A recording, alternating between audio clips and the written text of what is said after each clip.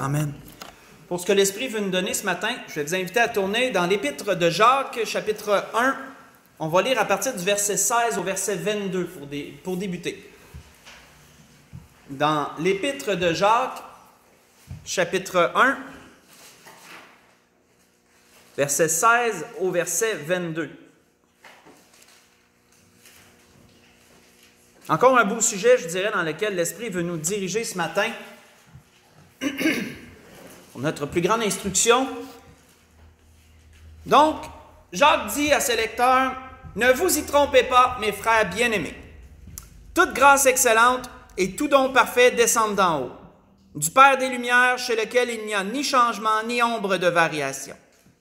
Il nous a engendrés selon sa volonté, par la parole de vérité, afin que nous soyons en quelque sorte les prémices de ses créatures. » Une parenthèse que je vais ouvrir et refermer. Moi, j'aime Jacques qui dit ça parce que on sait que dans les temps où on est rendu, le monde veut amener l'être humain au même niveau que les animaux. Et ils veulent abaisser l'être humain et l'amener au même rang que toute autre créature sur la terre.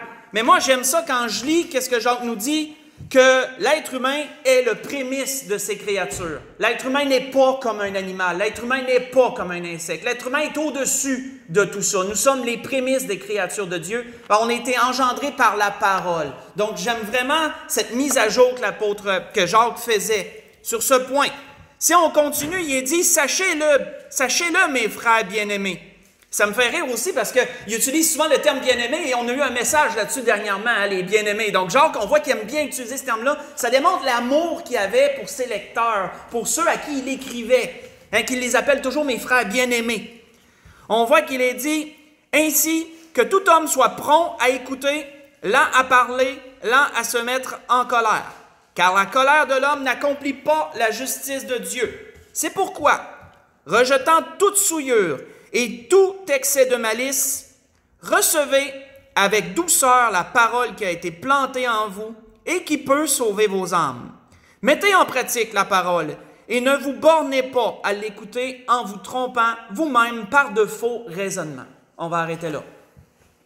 Nous voyons, frères et sœurs, ici, si on analyse un peu ce qui nous est dit, que le but de Jacques était de redresser les pensées de ses lecteurs, était de ramener les choses à leur bon endroit. C'est pourquoi au verset 16, il commençait en disant « Ne vous y trompez pas ». Donc, on voit qu'il voulait faire une mise à jour, il voulait vraiment ramener les choses dans leur état normal, là où elles doivent être. Donc, ne vous y trompez pas. Ensuite, il donne des recommandations, il dicte des vérités, hein, comme qu'on a été créé par la parole, comme on est les prémices des créatures de Dieu. Donc, il dicte des vérités, des faits. Ensuite, il va avec des recommandations. C'est ce qu'on peut lire au verset 19, verset 20. Il donne des recommandations à propos de la colère et tout. Mais tout ça pour amener à la cause, qu'est-ce qui peut causer que parfois nos pensées divergent, je dirais, se dérèglent, on pourrait dire aussi, dérégler peut-être pas le meilleur terme, mais divergent, on pourrait dire, des choses véritables. C'est que nous pouvons nous tromper nous-mêmes par de faux raisonnements. Et c'est le sujet dans lequel l'Esprit veut nous conduire ce matin, les faux raisonnements. Comment qu'on peut, on va commencer comme à l'habitude, vraiment nous aider à comprendre c'est quoi un raisonnement. On commence par là, puis ensuite l'Esprit développe. Donc un raisonnement, c'est quoi?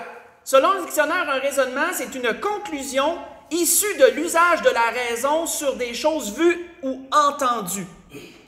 Un raisonnement, on en a beaucoup, on en a plusieurs par jour des raisonnements. On a des raisonnements parfois qui sont conscients parce que nous voulons raisonner sur quelque chose et on a des raisonnements inconscients que ça se fait tout seul. Le raisonnement, c'est l'action de la raison. C'est ce besoin de l'être humain de trouver un sens à toute chose, de trouver un sens. Quand c'est pas clair, on a besoin de trouver un sens. On a besoin de savoir où ça s'en va, telle et telle chose qu'on a entendue ou qu'on a vue. On a besoin aussi de conclusions et le raisonnement va aussi dans ce sens-là, c'est de trouver un sens à quelque chose et d'y mettre une conclusion, de trouver un résultat, d'être capable de dire c'est pour ça, mettons, d'y mettre une conclusion. C'est un besoin qu'on a en tant qu'être humain. Donc des raisonnements, on en a beaucoup. Et la parole de Dieu est très instructive en ce sens. Je vous donne des exemples qui sont survenus avec notre Seigneur et les disciples qui amènent à des raisonnements.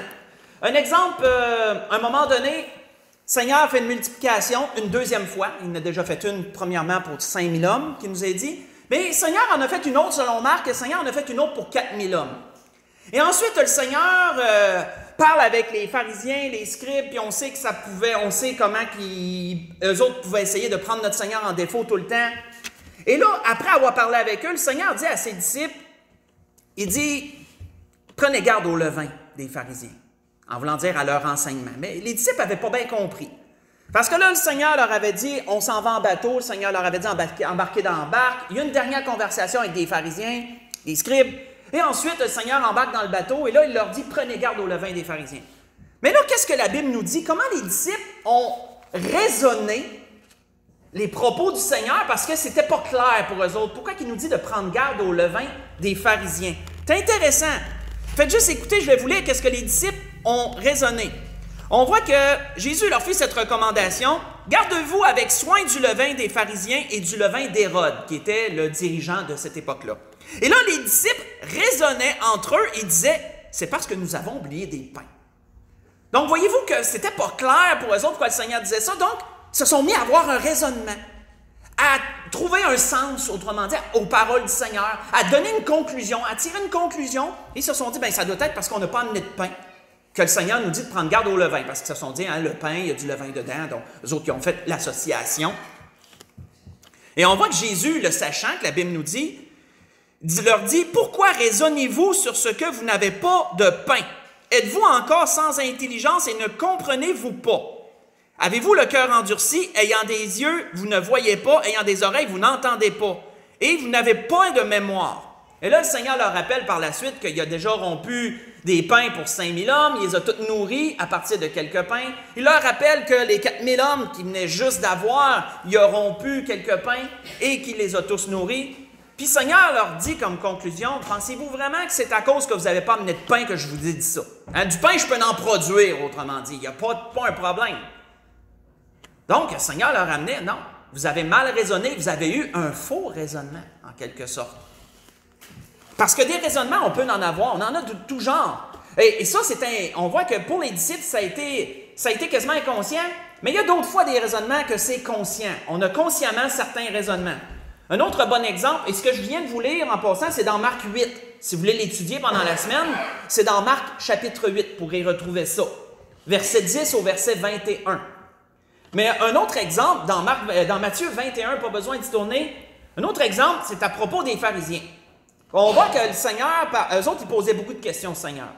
Mais le Seigneur, à un moment donné, leur a dit, « Moi, je vais vous poser une question. Puis si vous me répondez, je vais vous répondre à vos questions. » Alors, le Seigneur leur pose la colle suivante. Il dit, « Le baptême de Jean, d'où vient-il? Vient-il du ciel ou vient-il de la terre? » Et qu'est-ce que la Bible nous dit à propos, là, à partir du temps que les pharisiens reçoivent cette question-là? Qu'est-ce qu'ils ont fait, les pharisiens? C'est intéressant. La Bible nous dit, mais ils raisonnèrent ainsi entre eux. Et là, ils ont voulu amener un sens à tout ça, mettre une conclusion à tout ça. La Bible nous dit, mais ils raisonnèrent ainsi entre eux. Si nous répondons du ciel, il nous dira, pourquoi donc n'avez-vous pas cru en lui? Donc, voyez-vous comment ils étaient hypocrites? Hein, ils connaissaient les options, là. Mais là, ils étaient dans un raisonnement entre eux autres pour se sortir un peu de cette question-là. Donc, il dit ici, nous répondons du ciel, il nous dira, pourquoi n'avez-vous pas cru en lui? Et si nous répondons des hommes, bien, nous craignons la foule, car tous tiennent Jean pour un prophète. Donc, on est pognés d'un bord ou d'un autre. Alors, ils répondirent à Jésus, nous ne savons pas. Ça a été la conclusion de leur raisonnement. Hein? Ils ont raisonné tout ça, puis se sont dit, on va dire qu'on ne le sait pas, parce que dans le fond, d'un bord ou l'autre, on va être pognés. Puis on voit que Jésus leur a dit, mais d'abord, moi non plus, je ne vous répondrai pas. Et le faux raisonnement, frères et sœurs, c'est qu'est-ce que c'est? C'est lorsque notre raisonnement résulte à quelque chose de faux. Autrement dit, que ça nous amène à tirer une fausse conclusion sur quelque chose ou à donner un faux sens à des paroles quelconques qui nous ont été données, de sorte qu'on en tire un faux raisonnement et ça peut devenir dangereux parce qu'un faux raisonnement peut nous amener à faire des actions qui vont contre la volonté de Dieu ou à donner des paroles, à tirer des conclusions qui ne vont pas dans le bon sens aussi. Ça peut amener à des choses pernicieuses que d'avoir un faux raisonnement.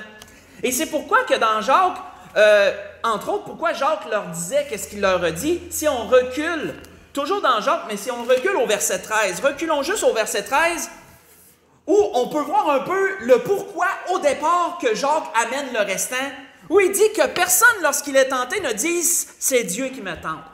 Ça, voyez-vous que cette phrase-là est le résultat d'un raisonnement, si on comprend le sens. C'est le résultat d'un raisonnement que quelqu'un pourrait avoir, que quelqu'un qui aurait été tenté, admettons, pourrait essayer de trouver un sens à tout ça, en tirer une conclusion puis dire « ben c'est Dieu qui me tente ».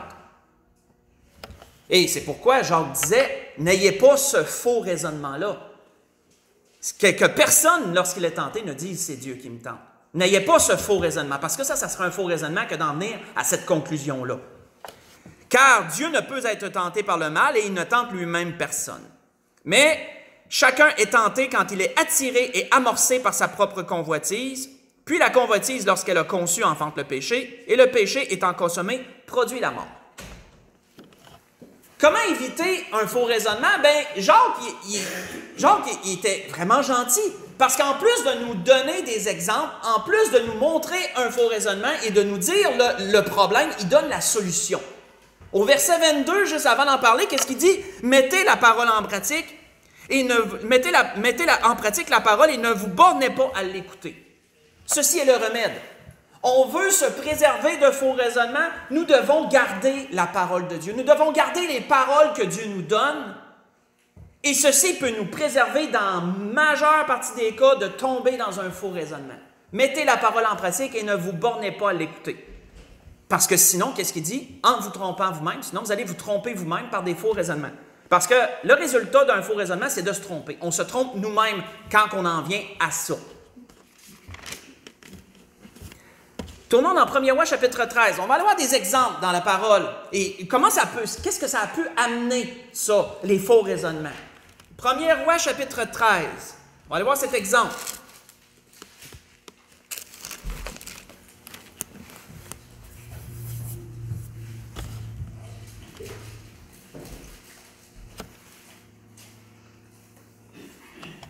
On peut en conclure, bien sûr, que les faux raisonnements, c'est une arme de l'ennemi. C'est un jeu de Satan, ça, de réussir à amener ça en nous. On peut en conclure, bien sûr, que c'est lui qui tire les ficelles en arrière de tout ça. Dans 1er Roi 13, on peut voir un exemple à partir du verset 11. Et je vous mets dans le contexte. Jéroboam choisit de se tourner vers l'idolâtrie. On va en parler de lui tantôt parce que lui aussi a eu un faux raisonnement pour agir comme ça. Mais Jéroboam, le roi Jéroboam, décide de se tourner vers l'idolâtrie. Il se bâtit un autel et se proclame lui-même sacrificateur, autrement dit, et il offre des sacrifices sur l'autel qu'il a lui-même bâti. Et on voit que Dieu, très, très mécontent de ça, bien plus que mécontent même, Dieu envoie un prophète pour l'avertir. Le prophète, son nom ne nous est pas mentionné, mais le prophète fait qu'est-ce qu'il a à faire de façon très scrupuleuse. Il avertit le roi, même il punit le roi au nom de Dieu. Lorsque le roi y a étendu sa main elle a séché. Et après ça, le roi Jéroboam supplie le prophète de pouvoir guérir sa main. Et le prophète implore Dieu et Dieu guérit la main du roi. Et on voit qu'ensuite, le prophète avait reçu des recommandations claires. Et le roi, parce que le roi voulait le garder à manger, dit « je vais te donner de l'argent ». Puis le prophète avait dit « j'ai rien à faire avec toi, je veux rien savoir de toi, moi je m'en retourne parce que Dieu m'a donné des ordres clairs ». On voit par la suite au verset 11 que le prophète s'étant retourné, il nous a dit « Or il y avait un vieux prophète qui demeurait à Béthel. Ses fils vinrent lui raconter toutes les choses que l'homme de Dieu avait faites à Béthel ce jour-là et les paroles qu'il avait dites au roi. Et lorsqu'ils en eurent fait le récit à leur père, il leur dit, par quel chemin s'en est-il allé? Et ses fils avaient vu par quel chemin s'en était allé l'homme de Dieu qui était venu de Juda. Et il dit à ses fils, scellez-moi l'âne. Et ils lui scellèrent l'âne. Il monta dessus. Il alla auprès de l'homme de Dieu, il alla après l'homme de Dieu. Et il le trouva assis sur un térébinthe. Et il lui dit, es-tu l'homme de Dieu qui est venu de Juda? Et il répondit, je le suis. Alors il lui dit, viens avec moi à la maison et tu prendras quelque nourriture. Mais il répondit, je ne puis ni retourner avec toi, ni entrer chez toi. Je ne mangerai point de ton pain, je ne boirai point d'eau avec toi en ce lieu-ci, Car il m'a été dit par la parole de l'Éternel, tu n'y mangeras point de pain et tu n'y boiras point d'eau, et tu ne prendras pas à ton retour le chemin par lequel tu seras allé. Il lui dit, l'autre prophète, lui dit, moi aussi je suis prophète comme toi. Et un ange m'a parlé de la part de l'Éternel et il m'a dit, ramène-le avec toi dans ta maison et qu'il mange du pain et boive de l'eau. Et la Bible nous dit, il lui mentait. L'homme de Dieu retourna avec lui et il mangea du pain et but de l'eau dans sa maison. Arrêtons là. Qu'est-ce qui s'est passé entre les deux?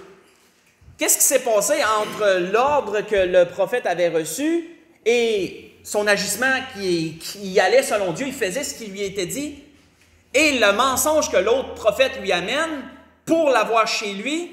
Il s'est passé quoi? Il s'est passé un raisonnement, frères et sœurs, parce qu'il a fallu que le prophète en question prenne ces paroles-là, puis là, il dit, Dieu m'avait dit de ne pas passer par ce chemin-là, mais là, lui m'amène que Dieu lui a parlé, il lui a dit de venir chez moi. Donc, voyez-vous qu'il a fallu qu'il prenne ces deux choses-là contradictoires, puis qu'il en tire un raisonnement, qu'il en tire une conclusion, qu'il trouve un sens.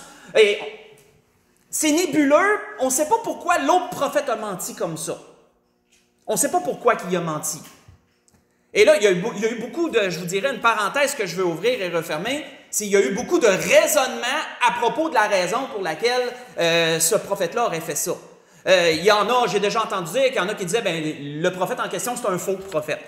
Il y en a qui ont déjà tiré cette conclusion-là, c'est un raisonnement 100%. Moi, je vous dirais que non, c'était pas un faux prophète, puisque la Bible nous dit au départ que c'était un prophète, puis après, si on lit après, la Bible nous dit même que Dieu s'est révélé par le faux prophète en question. Donc, Dieu ne se révélera pas par un faux prophète. Pourquoi il a fait ça? Je ne sais pas. On ne peut pas aller trop loin. La Bible ne nous le dit pas. C'est raison. Qu'est-ce qu'il y avait en arrière de la tête pour mentir à un homme de Dieu comme ça, puis l'amener à faire le contraire? C'est dur à dire. C'est dur à dire. Mais qu'est-ce qu'on doit comprendre, c'est que le prophète que Dieu avait envoyé au départ, il y a eu un faux raisonnement. Parce que sinon, il aurait suivi les paroles de Dieu, puis il aurait dit, « Désolé, je ne crois pas que Dieu aurait pu te dire quelque chose comme ça, puisqu'il me dit ça. Et donc, je m'en vais vers là. » Mais on voit qu'il y a eu un faux raisonnement pour croire les paroles du faux prophète, de l'autre prophète, et d'aller faire le contraire. Donc, il y a eu un raisonnement en bout de ligne, puis ça a été un faux. Malheureusement pour lui, parce que ça l'a amené, si on continue à lire l'histoire, ça l'a amené à sa mort. Ça l'a amené à sa mort, puisque Dieu, quand il s'est révélé au prophète qui a menti, Dieu lui a dit, ben, tu vas mourir. Puis les paroles sont arrivées telles qu'elles ont été dites. Donc, on peut voir que c'était vraiment Dieu qui s'était révélé par l'autre, dans ces choses-là. Mais, qu'est-ce qu'un faux raisonnement peut amener? Un faux raisonnement peut amener, malheureusement, à des actions qui vont aller contre la volonté de Dieu. Un faux raisonnement. Et on peut voir que comment ça aurait pu être évité, ça? Bien, ça aurait pu être évité si l'homme avait gardé les paroles que Dieu lui avait données au départ. S'il avait gardé ce que Dieu lui avait dit, tel que Dieu lui avait dit, ça aurait pu être évité. Mais les faux raisonnements peuvent être parfois assez je dirais, subtils. C'est subtil et pernicieux. Un bon exemple, faites juste écouter, mais un bon exemple, c'est ce que le Seigneur nous a montré dernièrement. Le Seigneur nous a fait revisiter Adam et Ève dernièrement, à travers un message précédent. Et on a vu comment que le malin a manipulé les paroles de Dieu. Mais Adam et Ève, on sait qu'ils avaient reçu un commandement. Ils avaient reçu un commandement de la part de Dieu. Donc, entre le commandement qu'ils avaient reçu, que Ève avait dicté à Satan, au serpent, et l'action qu'elle a fait de manger le fruit et d'en donner à Adam, il y a eu un faux raisonnement entre les deux aussi. Voyez-vous que les raisonnements, c'est partout. Il y a eu un raisonnement entre ce que Dieu a dit puis ce que Satan y a amené. Il a fallu qu'elle trouve un sens à tout ça, puis qu'elle tire une conclusion. Et bien sûr, Satan voulait l'amener dans le faux raisonnement, puisque Satan y amenait l'idée, regarde, Dieu vous a privé de quelque chose. Il y a quelque chose de merveilleux, là, puis Dieu vous en a privé. Va le chercher, prends-les, puis tu vas gagner, tu vas être comme un Dieu, tu vas être comme Dieu. Puis on voit qu'en bout de ligne, elle a suivi ce faux raisonnement-là. Et pourtant, la Bible nous dit, quand on lit le verset 8 de Genèse, chapitre 3, la Bible nous dit que vers le soir, il allait visiter Adam et Ève. Puis moi, je suis sûr que Dieu, ce n'était pas sa première visite. Moi, je suis sûr que Dieu les visitait régulièrement, puis que régulièrement, eux autres étaient tout joyeux de voir Dieu, et ils pouvaient raconter à Dieu ce qu'ils avaient fait de leur journée, ils pouvaient raconter à Dieu comment les animaux étaient venus vers eux, comment ils les avaient nommés, etc. Je suis sûr qu'il y avait vraiment une belle relation de genre père-fils avec Dieu, mais un soir, Dieu vint, Puis là, ils ont honte tout d'un coup de se présenter devant Dieu. Mais je suis sûr que ce n'était pas la seule fois que Dieu était venu visiter. Il y a sûrement eu plein d'autres fois. Dieu avait toujours démontré beaucoup de soins, beaucoup d'attention envers eux. Dieu n'avait jamais manifesté d'hypocrisie ou quoi que ce soit. Mais tout d'un coup, par un faux raisonnement, ils en viennent à croire que Dieu a voulu nous cacher quelque chose d'important. Dieu a voulu nous empêcher d'avoir quelque chose qui nous était nécessaire. Et là, en fin de compte, ils ont pris le fruit, comme on le sait. On vit encore des résultats de ça, donc on le sait. Ils ont pris le fruit, mais tout ça a commencé, a été tiré d'un faux raisonnement au départ. Si on continue dans l'histoire des rois, on a vu l'exemple de ce prophète qui s'est fait prendre par un faux raisonnement et qu'est-ce que ça a amené.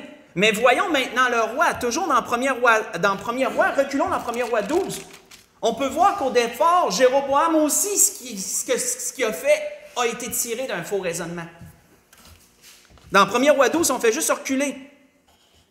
Si on lit à partir du verset 25 de 1er roi 12, et là, je vous remets dans le contexte, on recule légèrement dans l'histoire, je vous remets dans le contexte. Nous savons que Salomon, dans la fin de sa vie, Salomon s'est détourné de Dieu. Dieu n'était plus sa priorité. Trop d'idoles qui ont pris la place de Dieu. Dieu y a été tassé au rang de Dieu parmi les dieux. Et là, Salomon, son cœur était plutôt denté à Dieu, comme nous est dit dans Néhémie 13 et ailleurs aussi. Et là, qu'est-ce que Dieu fait? Dieu divise son royaume, mais pas sous sa vie à lui. Dieu avait promis à David qu'il ne ferait pas ça, donc Dieu ne le fait pas. Il le fait sous le règne de son fils Roboam. Et là, on connaît l'histoire de Roboam. Je ne reviendrai pas dans tout ça. Mais Roboam a eu un choix à faire. Il a fait le mauvais.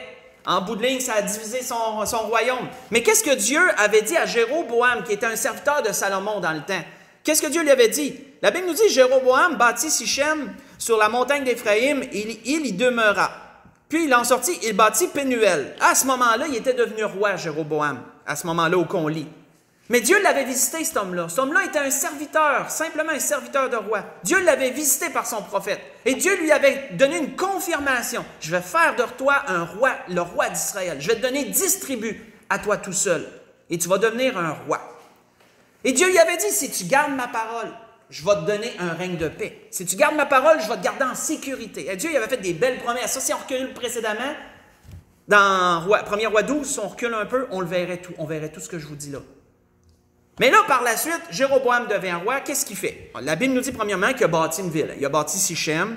Et ensuite, la Bible nous dit, Jéroboam dit en son cœur, le royaume pourrait bien maintenant retourner à la maison de David.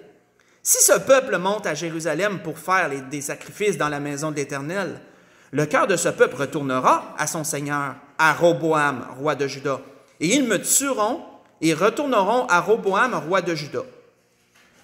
La Bible nous dit, après avoir demandé conseil, le roi fit 2 veaux d'or et dit au peuple, « Assez longtemps vous êtes montés à Jérusalem. Israël, voici ton Dieu qui t'a fait sortir d'Égypte. » Et il plaça l'un de ses veaux à Béthel et mit l'autre à Dan. Et ce fut là une occasion de péché. Le peuple alla devant l'un des veaux jusqu'à Dan. Arrêtons là. Mais voyez-vous que cet homme-là avait reçu des promesses de la part de Dieu, il avait reçu de la sécurité de la part de Dieu, mais il a quand même fait un choix de se tourner vers l'idolâtrie pour conserver son royaume. Mais c'est quoi ça? Ça, c'est le résultat d'un raisonnement, ça. C'est le résultat d'un faux raisonnement. Puisque Dieu lui avait dit qu'il allait lui donner un règne de sécurité et de paix. Dieu lui avait dit. Dieu lui avait donné ça. Mais il a dit en son cœur, s'il commence à l'adorer à Jérusalem, ben c'est toujours là le lieu d'adoration, mais ils vont-ils toujours revenir? Ou à un moment donné, ils vont se dire, ben on va rester là, puis on va détrôner un peu Jéroboam, on va le détrôner, puis on va retourner là. C'est un faux raisonnement, ça.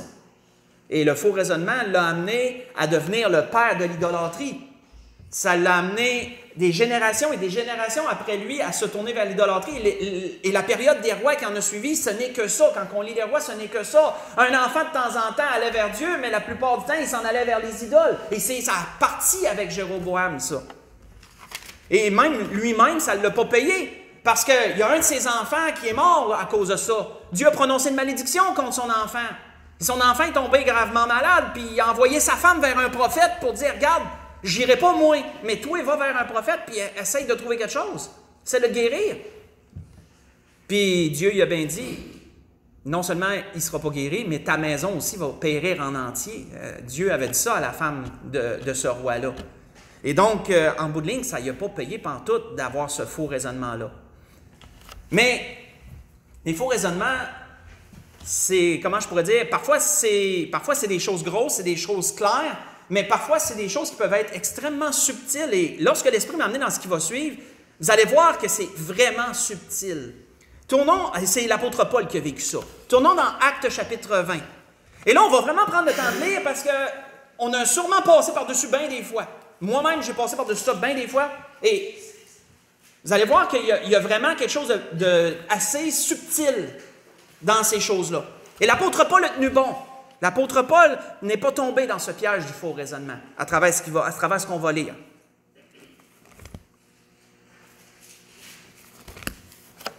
Premièrement, on va lire dans Actes chapitre 20, verset 17 au verset 24. On sait que l'apôtre Paul, je vous mets dans le contexte, l'apôtre Paul en a appelé de se présenter devant César à un moment donné. Parce que là, les Juifs n'arrêtaient pas d'y courir après, sa vie était constamment en péril. Alors l'apôtre Paul, il a dit, moi, j'en appelle à César. Et on sait que c'était de Dieu, ça. Dieu voulait aller amener son témoignage jusqu'aux plus grandes instances autoritaires de l'époque, jusqu'aux plus grandes hiérarchies d'autorité de l'époque. Dieu voulait amener son témoignage jusque-là. Et donc, c'était de Dieu qui fasse ça. La Bible nous dit, cependant, là, il commençait son voyage en s'en allant vers là. La Bible nous dit au verset 17 des Actes chapitre 20. Cependant, de Milet, Paul envoya chercher à Éphèse les anciens de l'Église. Sur son passage, Paul en profite pour parler aux siens en continuant son voyage, autrement dit. Il y a donc, à Milet, Paul envoya chercher à Éphèse les anciens de l'Église. Lorsqu'ils furent arrivés vers lui, il leur dit, « Vous savez de quelle manière, depuis le premier jour où je suis entré en Asie, je me suis sans cesse conduit avec vous, servant le Seigneur en toute humilité, avec larmes, et au milieu des épreuves que me suscitaient les embûches des Juifs. Vous savez que je n'ai rien caché de ce qui vous était utile. Je n'ai pas craint de vous prêcher et de vous enseigner publiquement dans les maisons, annonçant aux Juifs et aux Grecs la repentance envers Dieu, la foi en notre Seigneur Jésus-Christ. Et maintenant, voici, et notez ce bout-là, lié par l'Esprit. Ça, c'est important de noter cette partie-là.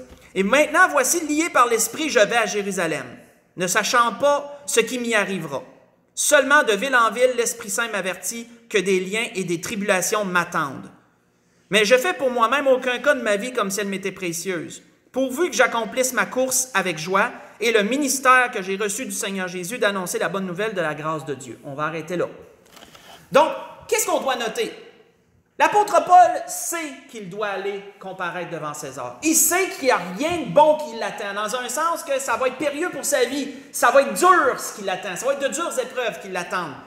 Parce que puisque l'Esprit l'avertissait de ville en ville, qu'il dit, l'Esprit l'avertissait de ville en ville que des tribulations l'attendaient. Mais il s'en allait là lié par l'Esprit, frères et sœurs. Ça veut dire quoi ça? Il s'en allait là lié par l'Esprit. Et en d'autres termes, le mot lié, quand tu es lié, tu es comme un prisonnier. C'est une image que l'apôtre Paul apportait. Il dit, je m'en vais là lié par l'Esprit. En autre mot, là, il se sentait pressé par le Seigneur. Il se sentait poussé dans cette direction-là, en d'autres mots. Il savait qu'il fallait qu'il s'en aille vers là. Donc, il se comparait à un prisonnier. Il dit, je m'en vais lié par l'Esprit, je m'en vais vers là. Donc, Dieu m'amène là. Il veut ça. Gardons ça en tête. Chapitre 21, Actes chapitre 21. Un peu plus loin dans son voyage, après qu'il a exhorté les anciens d'Éphèse, qu'il ait pris congé d'eux, puis ensuite il a dû continuer sa route, il n'avait pas le choix. Qu'est-ce qu'il nous est dit? Versets 3 et 4. Quand nous fûmes en vue de l'île de Chypre, nous la laissâmes à gauche, poursuivant notre route du côté de la Syrie, et nous abordâmes à Tyr, où le bâtiment devait décharger sa cargaison. Nous trouvâmes les disciples, et nous restâmes là 7 jours. Donc, on peut voir qu'un peu partout, l'apôtre Paul avait toujours des disciples du Seigneur, il rencontrait toujours des disciples du Seigneur, des disciples que lui avait apportés et qui s'étaient joints par la suite. On voit qu'il a dit quoi? Les disciples, et notez ça, les disciples poussés par l'Esprit disaient à Paul de ne pas monter à Jérusalem. Hein? L'apôtre Paul vient de dire qu'il s'y était lié par l'Esprit pour aller à Jérusalem. Et la Bible nous dit ici que les disciples poussés par l'Esprit lui disaient de ne pas aller à Jérusalem. Voyez-vous que c'est contradictoire un petit peu, là. Qu'est-ce que l'apôtre Paul fait? Qu'est-ce que l'apôtre Paul fait? Quand on lit verset 5, quand on continue. « Mais lorsque nous fûmes au terme de 7 jours, nous nous acheminâmes pour partir, et tous nous accompagnèrent avec leurs femmes et leurs enfants jusqu'à l'extérieur de la ville. Nous nous mîmes à genoux sur le rivage et nous priâmes. Puis, ayant pris congé les uns des autres, nous montâmes sur le navire et ils retournèrent chez eux. Voyez-vous que l'apôtre Paul, il a dû avoir un raisonnement quelque part là, quand il a reçu ça. Il sait ce qu'il a reçu comme commandement puis comme mandat, mais on lui dit, poussé par l'Esprit, on lui dit de ne pas y aller. Non, qui dit vrai là-dedans? Je ne veux pas aller contre ce que la Bible dit, parce que la Bible dit. Sauf que, est-ce qu'ils étaient vraiment poussés par l'Esprit, ces gens-là, ou ils se croyaient poussés par l'Esprit? Mais ça, on ne peut pas aller trop loin là-dedans. Je ne veux pas amener de faux raisonnements. On ne peut pas aller trop loin. Sauf qu'il y a une contradiction. L'apôtre Paul a un choix à faire. Qu'est-ce que l'apôtre Paul fait? Est-ce qu'il continue dans son mandat ou il s'arrête, puisqu'on lui a dit, poussé par l'Esprit, on lui a dit de ne pas y aller, il s'arrête puis il ne va pas. Moi, ça m'a fait penser à l'histoire du faux prophète qu'on vient de lire. Moi, il me semble que les ressemblances sont un petit peu marquantes entre les deux. Ça ressemble beaucoup. Mais l'apôtre Paul, lui, il fait le choix de ne pas s'arrêter. Il fait le choix de continuer, lui. Et on peut même le voir quand on continue à lire plus loin. Quand on continue à partir du verset 7, on continue à lire. L'apôtre Paul dit, « Achevant notre navigation, nous allâmes de Tyr à Ptolémaïs, où nous saluâmes les frères et passâmes un jour avec eux. Nous partîmes le lendemain et nous arrivâmes à Césarée. Étant entrés dans la maison de Philippe l'évangéliste, qui était l'un des 7, nous logeâmes chez lui. Il avait 4 filles vierges qui prophétisaient. Comme nous étions là depuis plusieurs jours, un prophète nommé Agabus descendit de Judée et vint nous trouver. Il prit la ceinture de Paul, se lia les pieds et les mains et dit, « Voici ce que déclare le Saint-Esprit.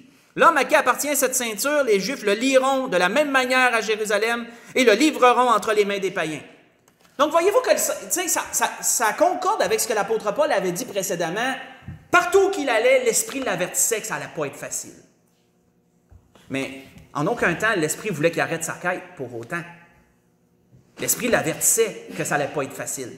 Puis, ce que ce prophète a amené à Agabus, c'était la même chose. Ça n'allait pas être facile. Voici ce que déclare l'Esprit, c'est ça qui va t'arriver. Hein? Le Seigneur lui donnait un aperçu d'avance de ce qu'il allait subir comme traitement. Mais est-ce que tout d'un coup, Dieu se contredisait en disant, « Ben là, je ne veux plus que tu y ailles tout d'un coup. » Ça, on peut se douter. Non. Si on réfère à ce que Jacques dit, qu'en Dieu, il n'y a ni changement ni ombre de variation. Dieu n'est pas un Dieu pour se tromper en chemin. Si Dieu te donne quelque chose au départ, bien, il va vouloir que tu l'accomplisses jusqu'au bout. Il ne voudra pas que tu t'arrêtes en plein milieu pour changer de chemin. On voit qu'est-ce qu'il dit par la suite? Il dit, « Quand nous entendîmes cela, nous et ceux de l'endroit, nous priâmes Paul de ne pas monter à Jérusalem. » Donc, voyez-vous que des fois, ça devient sentimental. Et il ne voulait pas qu'il aille à Jérusalem. Pourquoi? Parce qu'il ne voulait pas que ça arrive tout ça à Paul. Ces gens-là l'aimaient, ils ne voulaient pas que l'apôtre Paul subisse tous ces traitements-là. Mais qu'est-ce que l'apôtre Paul leur répond? Alors il leur répondit, « Que faites-vous en pleurant et en me brisant le cœur? Je suis prêt non seulement à être lié, mais encore à mourir à Jérusalem pour le nom du Seigneur Jésus. » Et comme il ne se laissait pas persuader, nous n'insistâmes pas et nous dîmes que la volonté du Seigneur se fasse. Et là, l'apôtre Paul a continué son chemin. Mais voyez-vous parfois comment ça peut être subtil, un faux raisonnement, comment ça peut venir de façon subtile. Jusqu'au point parfois où quelqu'un vient de nous dire, ben, moi j'ai reçu quelque chose du Seigneur, puis ça me dit ça. Et parfois ça va le contraire, ce que le Seigneur nous a nous-mêmes donné au départ. Et là, après ça, on a à gérer tout ça, puis à en tirer un raisonnement. Il faut prendre garde parce que parfois, on peut tomber dans un faux raisonnement. Prendre garde aussi parce que le mensonge que l'ennemi veut apporter, que Satan apporte, c'est souvent résultat de faux raisonnements. L'ennemi, Satan, il nous sème parfois il sème des paroles, il sème des idées, puis il sait où ça va mener, lui. Il sait qu'il y a des faux raisonnements qui peuvent en être tirés de notre part de ces choses, puis parfois, c'est tellement subtil on tombe dans le panneau, et on tombe dans des faux raisonnements, puis après ça, bien, on pense que c'est Dieu parfois qui nous a dit des choses, puis tu sais, ça peut devenir vraiment mêlant tout ça. On doit être très alerte, mais le remède est toujours le même. Dans tous les cas qu'on vient de lire, c'est toujours la même chose. Si tu gardes les paroles que le Seigneur te donne, ça va te préserver des faux raisonnements. Majoritairement, tu ne tomberas pas dans ce panneau-là. Mais il faut que tu gardes les paroles que le Seigneur te donne. Parce que notez qu'au départ, que ce soit le prophète, que ce soit Jéroboam, que ce soit Adam et Ève et bien d'autres, ils avaient tous reçu les paroles de Dieu au départ. Tous reçu les paroles de Dieu. L'apôtre Paul aussi avait reçu les paroles de Dieu. Et tous, à un moment donné, ont eu à faire face à quelque chose, à des paroles qui ont été dites, à des raisonnements, des apparences, et ils ont eu des raisonnements en bout de ligne. Et ils ont eu des choix qui ont été tirés de ça. Et qu'est-ce qu'ils ont fait? Certains ont eu un faux raisonnement et ça les a amenés dans des fausses directions. Et d'autres ont eu un bon raisonnement et ont continué dans la bonne direction. On voit que dans tout ça, le désir de Dieu dans tout ça, c'est quoi? L'apôtre Paul avait dit quelque chose aux Corinthiens qui peut bien résumer le désir de Dieu dans tout ça. L'apôtre Paul disait aux Corinthiens, il dit, on sait, je le répète souvent dernièrement, mais il me semble que ça revient souvent, que les Corinthiens étaient mêlés un peu à propos de Paul à cause de certains Juifs qui étaient venus puis qui apportaient des choses contradictoires, puis qui disaient que Paul était là pour profiter d'eux autres, etc. L'apôtre Paul défendait son ministère souvent. Et qu'est-ce qu'il leur a dit? Paul leur a dit, « Nous renversons les raisonnements et toute hauteur qui s'élève contre la connaissance de Dieu. Et nous amenons toute pensée captive à l'obéissance de Jésus-Christ. » 2 Corinthiens 10, verset 5. Nous renversons les raisonnements. C'est ce que Dieu veut faire. Quand Dieu voit qu'on s'en va vers une fausse route à cause d'un faux raisonnement, Dieu veut le renverser. Dieu veut renverser notre raisonnement. Il veut nous ramener dans la bonne direction. Un bon exemple des disciples, avant de conclure, un bon exemple des disciples avec le Seigneur. J'aimais bien, quand on étudie la vie de notre Seigneur avec ses disciples, on peut voir à quel point il y a toutes sortes de situations qui venaient tout le temps. Des fois, c'est cocasse, des fois, c'est sérieux, des fois, c'est cocasse. On voit à un moment donné, qu'est-ce qu'il nous a dit? Faites juste écouter, je vais vous lire qu'est-ce qu'il nous a dit à propos d'un autre épisode qui est arrivé avec notre Seigneur et ses disciples. Puis on peut voir comment le Seigneur veut renverser les raisonnements. Comment le Seigneur le fait dans ce cas-là? Comment il a renversé le raisonnement des disciples? Ce ne sera pas bien long, je suis presque rendu. Donc on voit qu'il nous est dit... Ah non, c'est Marc. Excusez, je pensais que c'était Matthieu. Des fois, je me mêle des fois.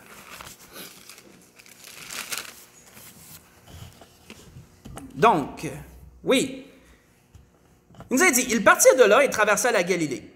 Jésus ne voulant pas qu'on le sache, car il enseignait ses disciples et il leur dit, le Fils de l'homme sera livré entre les mains des hommes, ils le feront mourir. Et 3 jours après qu'il aura été mis à mort, il le ressuscitera. Mais les disciples ne comprenaient pas cette parole et ils craignaient de l'interroger. Ils arrivèrent à Capernaum. Et lorsqu'il fut dans la maison, Jésus leur demanda, « De quoi discutiez-vous en chemin? » Mais ils gardèrent le silence. Parce que parfois, Jésus marchait devant, puis les disciples étaient en arrière, puis il y avait des conversations entre eux autres. Ils raisonnaient sur différentes affaires. Et là, le Seigneur leur demande, une fois qu'ils sont arrivés à la maison, il leur demande, « De quoi vous discutiez quand vous étiez tout seul en arrière? » Mais ils gardèrent le silence, car en chemin, ils avaient discuté entre eux à savoir qui était le plus grand, entre eux autres. Hein? Autrement dit, il y a sûrement eu beaucoup de raisonnements là-dedans. Là. Moi, je suis le plus grand parce que moi, je suis plus proche de Jésus. Moi, je suis toujours, mettons, collé contre lui. Il y en a un autre que, moi, je suis le plus grand parce que peut-être à cause de ça. Moi, je suis le plus grand à cause de ça. Il y a toutes sortes de raisonnements qui ont dû être tirés de cette conversation-là. Mais souvenons-nous ce que le Seigneur veut faire. Quand le Seigneur voit qu'on a un faux raisonnement, le Seigneur veut renverser. Il veut nous ramener sur la bonne traque.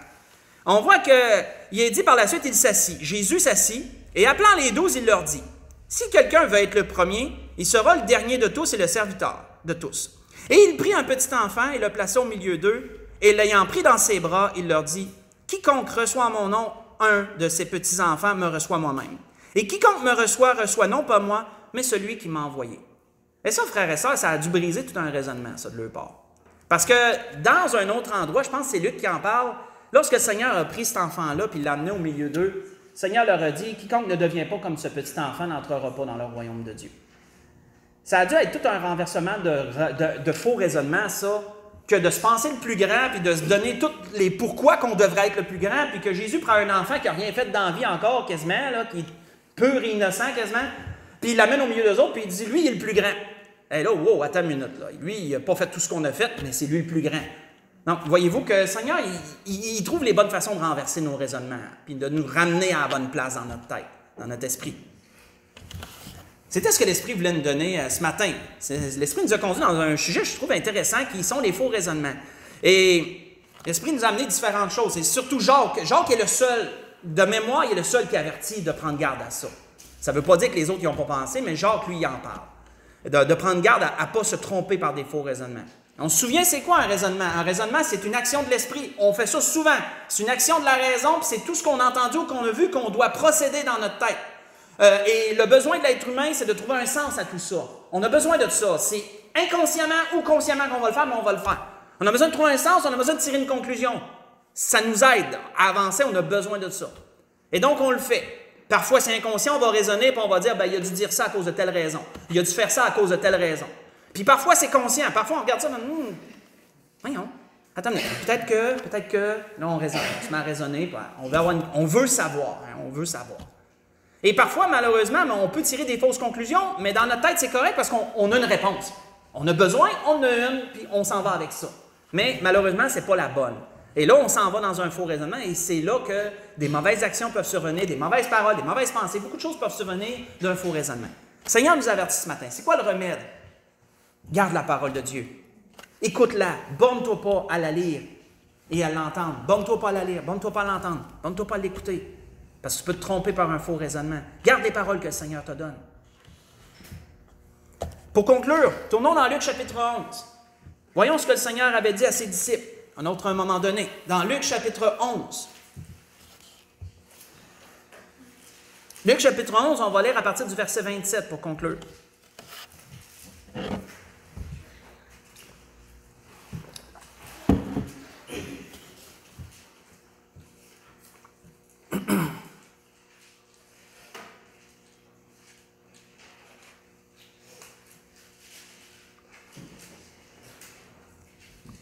Et là, on a parlé, majoritairement, le message était dirigé dans le sens envers Dieu, avoir des faux raisonnements envers ce que Dieu nous dit ou ce que Dieu nous donne, mais gardons aussi en mémoire, ça, je pense que je l'avais prêché, c'est pour ça que j'aime ça enregistrer mes messages, parce que parfois, là, je classe tout ça dans mon ordinateur, puis des fois, je suis curieux, si j'ai déjà parlé de quelque chose, je vais aller voir des années en arrière, puis je vais scruter pour voir si j'ai déjà parlé de ça. Je pense que j'en ai déjà parlé, il y a longtemps, mais plus par rapport les uns les autres, parce que des faux raisonnements, on peut en avoir les uns envers les autres.